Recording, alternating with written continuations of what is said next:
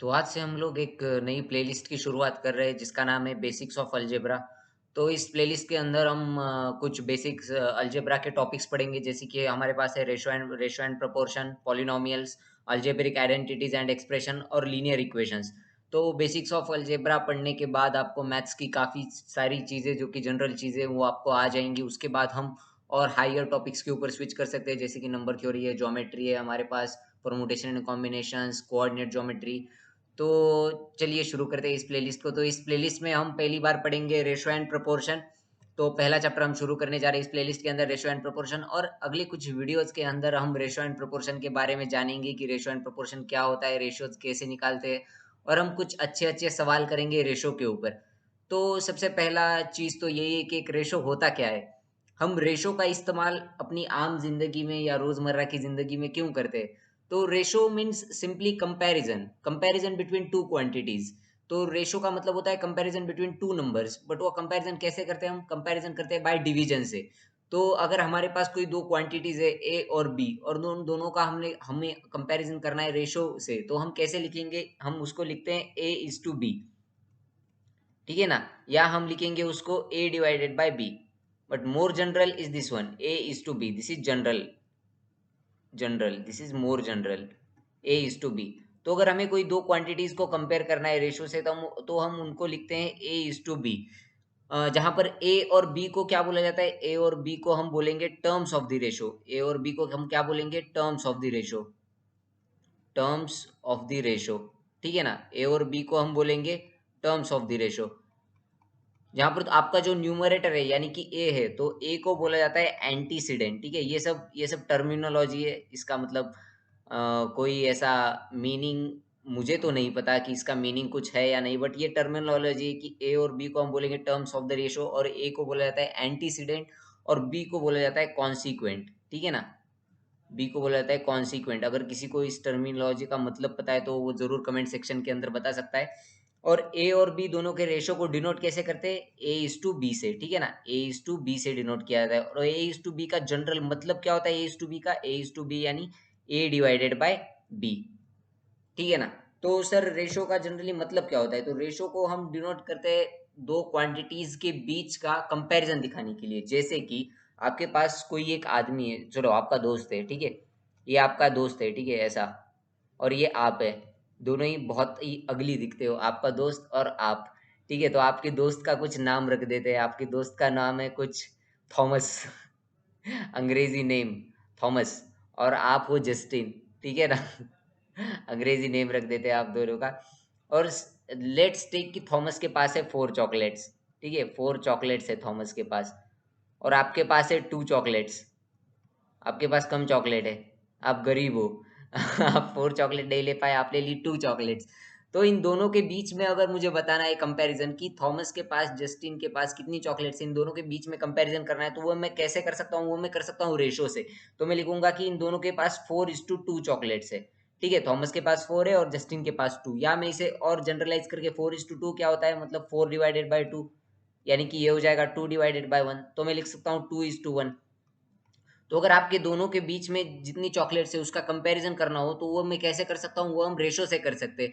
तो किन्हीं भी दो चीज के बीच में अगर हमें कंपैरिजन करना है तो वो हम रेशो से कर सकते हैं। रेशो का इस्तेमाल इसी चीज के लिए होता है, ठीक है ना? तो अब हम कुछ प्रॉपर्टीज पढ़ लेते हैं रेशोज की, कि रेशोज की क्या क्या प्रॉपर्टीज होती है।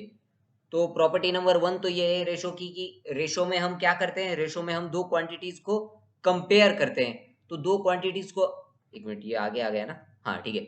Properties of ratio. तो प्रॉपर्टीज ऑफ रेशो में पहली प्रॉपर्टी क्या है? कि रेशो में हम किन्हीं भी दो क्वांटिटीज को कंपेयर करते हैं।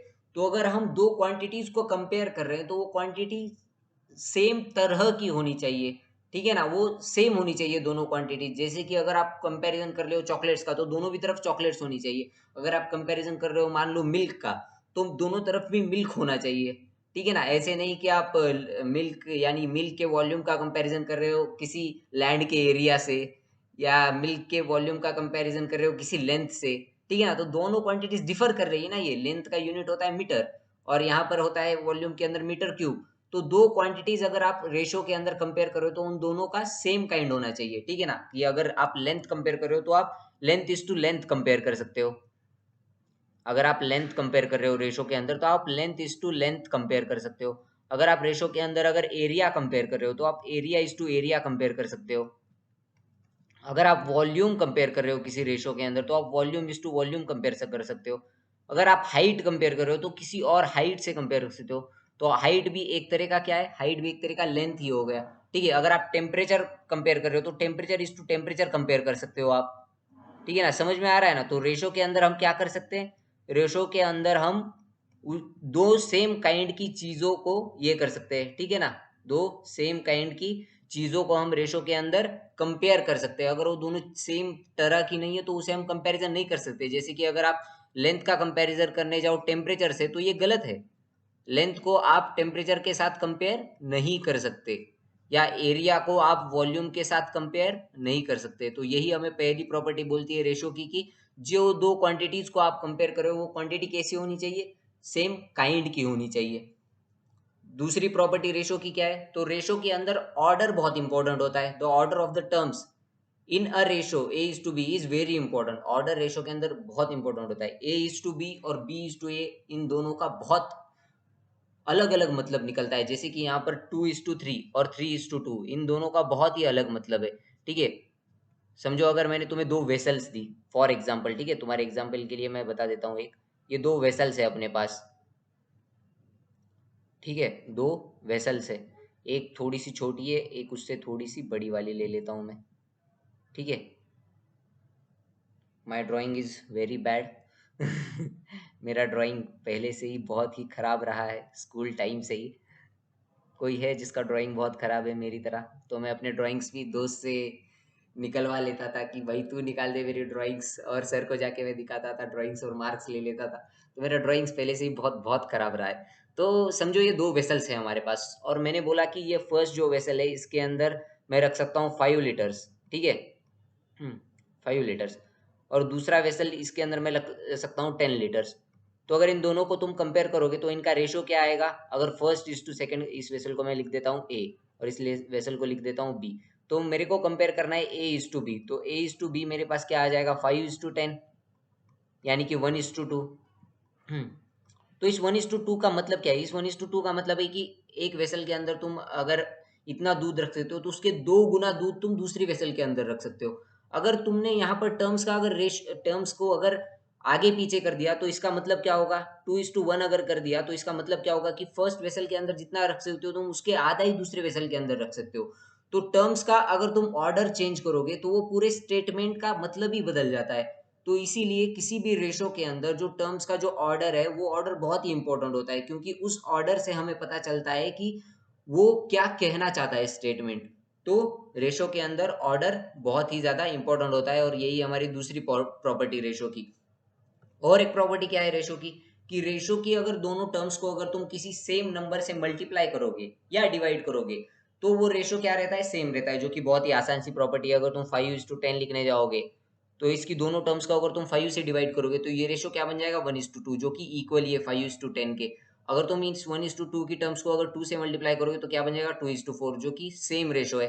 तो रेशो की दोनों टर्म्स को अगर तुम किसी नंबर से मल्टीप्लाई करोगे या डिवाइड करोगे तो वो जो तुम्हारा रेशो आएगा वो तुम्हारा रेशो क्या आएगा, सेम ही आएगा। तो यही थी रेशो की हमारी थर्ड प्रॉपर्टी।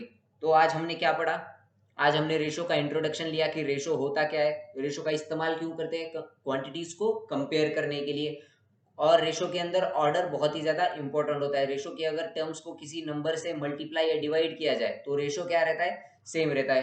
तो यही था आज का हमारा रेशो का इंट्रोडक्शन।